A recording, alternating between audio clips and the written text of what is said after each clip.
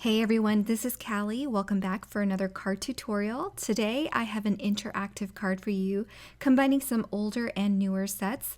This card uses the newer Batty for You stamp set and is combined with a set from last year called Fangtastic Friends. So the smaller bats and smaller branches are from the previous set, and I'm just combining the two for a bit of perspective and just to create something new because I've already created a waving pull tab Batty for You card for Inspiration Week back in August. So this time I just want to create a little bit of variation to my card by adding some smaller bats and making the scene a little bit more intricate. So I've stamped all of my images and here I am coloring with Copic markers. I'm just going to share in detail and slow down a little bit on the larger images and some of the main images on this panel. So I'm coloring that large bat and I'll do the smaller bats off camera, but basically I'm adding the darker colors down first to the nooks and crannies and where I want the shading to be, and then I'll blend it out with the medium and lighter colors. Super easy to do. And here's a tip for you. Make sure there's plenty of room if you're making an interactive card. For the bats, I did have to recolor them off camera so that I can die cut them with proper space for the die. So the coloring is here, but I have to recreate it off camera so that I can die cut it with the spacing for the interactive element. I am going to continue here with coloring for the branches, and because I wanted my background to be purple, I'm giving my bat a purple hue as well as the branches. I typically go for brighter colors, but on this card I went with a little bit darker tones to create and mimic a night sky or a night scene. Finishing up here with the little spider with some grays, and then off camera I'll die cut all of the images. I'm going to add some white gel highlights to all of the images, and then I'll set it aside so we can hot foil the starry sky background for the background of our scene.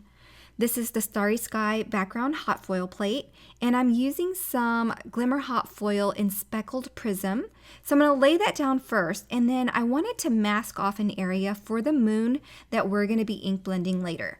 So I found a circle die that will cut a circle in a similar size to the mask on our stencil, and then I'm going to lay that down before I lay down our cardstock, and that's going to mask off that circle area for the moon.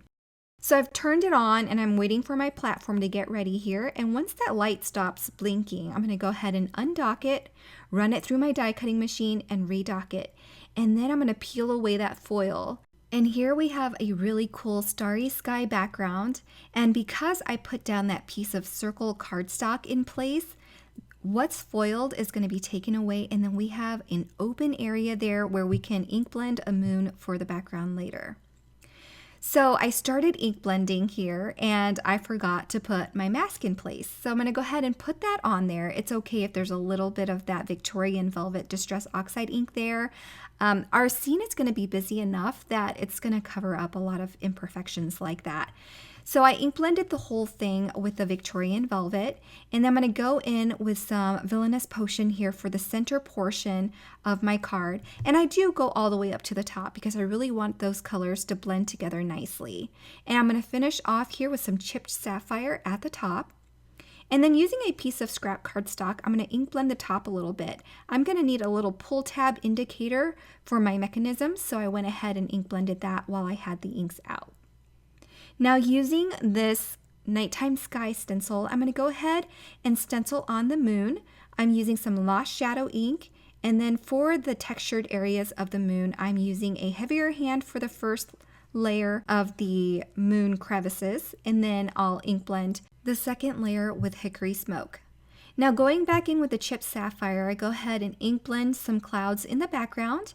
And because we hot foiled the background, that hot foil does resist the ink. I'm using my towel to make sure that the residual ink gets wiped off, and then we can work on our interactive element.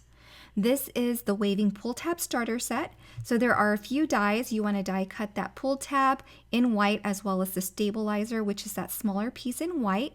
And then I have the pull tab indicator here that I die cut using that ink blended piece of scrap paper that we ink blended earlier. And then using the die with the notch in it, I'm going to line that up to the top of my card panel. and then use these slot dies from the Batty for You die, and that stencil is going to perfectly space the two dies apart. I tape them down, and now I'm going to run them through my die cutting machine. And then I can peel that away, and we have perfectly die cut notches for our pull tab indicator as well as our wings to slide through. To put everything together, I just need a little brad. I chose one that's really small and with a low profile, so there's not a lot of bulk. I slid my brad through the hole that was on that pull tab, and then I centered it in the center between those two slits on my card, and now I'm going to slide in the wings. The wings are going to be upside down because our bat's going to be upside down. So once I feed them through, I can slide the die cut holes on the wings over the brad as well. And then I can flatten out the prongs on this brad to hold my mechanism and wings in place. And before moving on to the next step, I just want to make sure that everything flaps nicely from the front. And in the back, we're going to use this little piece here that is scored on two ends to create a stabilizer for that track. I added liquid adhesive to the center portion of this 3-panel little piece of paper, and then I'll add it behind my pull tab. There is a little score line on our tab, the long piece, so it tells you exactly where to stop and where to start. So you want your carrot to be at the very top, the little wings on the pull tab at the top there. And then I'll add a little bit more of liquid adhesive on the smaller tab, fold the larger tab over, and that should hold it all down in place. Now I'm going to add this little pull tab indicator that we ink blended and die cut at the top. I'm going to use my little tweezers there to hold it in place while I adhere my bat down. I've got some double-sided 3D foam tape on there to give our bat a little bit of dimension and to make sure the wings don't have any hindrance. And then I can go ahead and fill my scene with the rest of my colored images.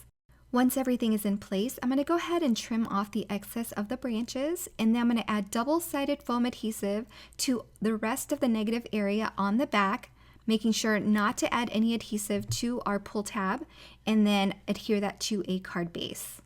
Now for the sentiment, I'm using a sentiment from the Fangtastic Friends set. I'm going to emboss that in white over black cardstock. I trimmed my heat set sentiment into a little strip, and then I'll adhere it to the top of my card. And that finishes my interactive card. This card is so cute with those wings flapping up and down, and I hope you enjoyed it. If you're interested in any of the products that I use, be sure to check out the links below, where everything will be linked for your convenience. Thanks so much for stopping by, and have a wonderful day. Bye, everyone.